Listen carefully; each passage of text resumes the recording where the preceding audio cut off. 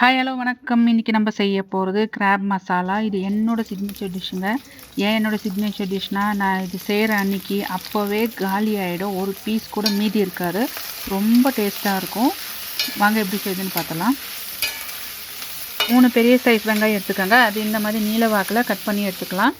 கொஞ்சம் எண்ணெய் ஊற்றி ஆனியன் ஆட் பண்ணிவிட்டு 1 ஸ்பூன் அளவுக்கு ஜீரகம், 1 ஸ்பூன் அளவுக்கு சோம்பு, 1 ஸ்பூன் அளவுக்கு பெப்பர் இதெல்லாம் ஆட் பண்ணிவிட்டு ஒரு நீல வாக்கில் ஒரு பச்சை மிளகாய் ஆட் பண்ணிக்கலாம். இல்லை நிறைய ஸ்பைசஸ் இருக்குது. ஸோ காரம் கொஞ்சம் அளவாக ஆட் பண்ணிக்கலாம்.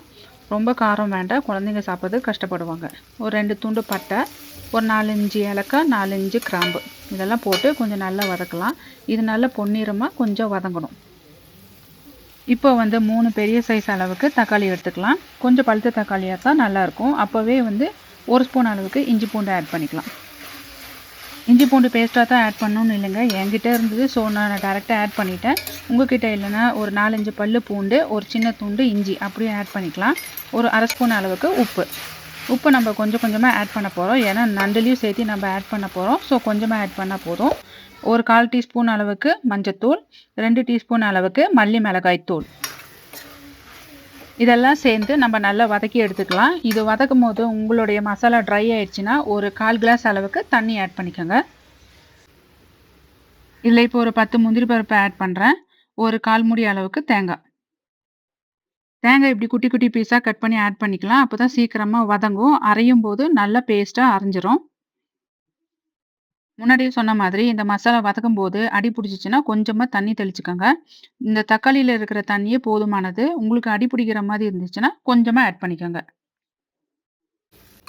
இப்போ பார்த்தீங்கன்னா இந்த அளவுக்கு மசாலா வதங்கினா போதுங்க. இது இப்போ நல்லா ஆற விடணும். ஆற விட்டுட்டு நம்ம நல்ல மைய பேஸ்ட்டாக அரைக்க போகிறோம். இந்த மசாலாவை இப்போ ஒரு ஜாருக்கு ட்ரான்ஸ்ஃபர் பண்ணுறேன். இது சூடாக இருக்கும்போதே அரைக்க வேண்டாம். கொஞ்சம் நேரம் ஆற விட்டுட்டு நம்ம அரைச்சிக்கலாம்.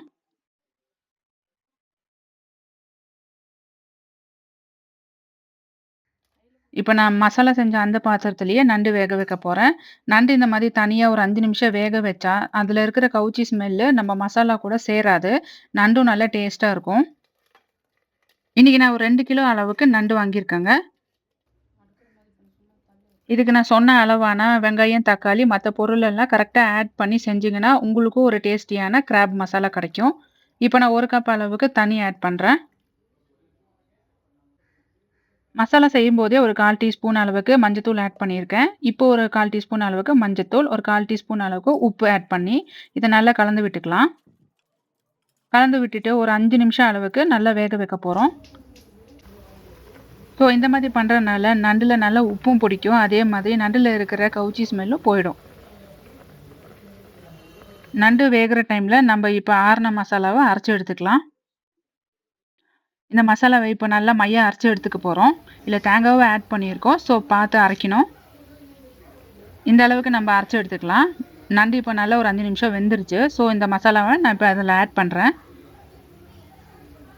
இந்த மசாலாவை இப்போ நம்ம நல்லா கலந்து விட்டுக்கலாம். நண்டை நல்லா கலந்து விடுறது கொஞ்சம் கஷ்டமான வேலை தான். ஸோ கொஞ்சம் கொஞ்சமாக ஒரு சைடில் இருந்து இந்த மாதிரி கலந்து விட்டுக்கலாம். மசாலா அரைச்ச ஜாரில் எப்போவுமே மசாலா கொஞ்சம் மீதி இருக்கும். ஸோ நம்ம அதில் கொஞ்சமாக தண்ணி ஊற்றி நம்ம கலந்து இதில் ஆட் பண்ணிக்கலாம். கிரேவி நிறைய இருக்கும் போது நண்டை இலக்கி விடுறது கொஞ்சம் ஈஸியாக தான் இருக்கும். ஸோ கொஞ்சமாக மெல்ல மெல்லமாக கலந்து விட்டுக்கலாம். இதில் கேஷ்யூ நட்டெல்லாம் இருக்கிறதுனால அடி பிடிக்கிறதுக்கு சான்ஸ் இருக்குது. இப்போ இதில் ஒரு 1/2 டீஸ்பூன் அளவுக்கு வெல்லம் பொடி ஆட் பண்ணிக்கலாம். ஒரு டீஸ்பூன் அளவுக்கு கரம் மசாலா. எப்போவுமே கரம் மசாலா லாஸ்ட்டில் ஆட் பண்ணுறது தாங்க பெட்டர். இல்லைனா அதில் இருக்கிற கசப்பு தன்மை நம்மளுடைய கிரேவியோ இல்லைனா எந்த ஒரு டிஷ்ஷு செஞ்சாலும் அதை கெடுத்து விட்டுரும். ஸோ கொஞ்ச நேரம் நம்ம கொதிக்க விடலாம்.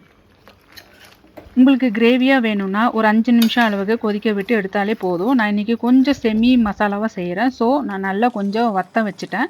இப்போ பார்த்தீங்கன்னா உங்களுக்கே தெரியும் நண்டு எந்த அளவுக்கு வெந்து மசாலா எந்த அளவுக்கு அதில் கலந்துருக்குன்னு. உங்களுக்கு எந்த மாதிரி பிடிக்குதோ அந்த மாதிரி செஞ்சுக்கலாம். நான் இப்போ கொஞ்சமாக கொத்தமல்லி தழை ஆட் பண்ணுறேன். இந்த கிராப் மசாலாவுக்கு கொத்தமல்லி தழை கண்டிப்பாக ஆட் பண்ணுங்க. இது உங்களுடைய மசாலாவுக்கு ஒரு நல்ல ஃப்ளேவர், நல்ல டேஸ்ட் கொடுக்கும்.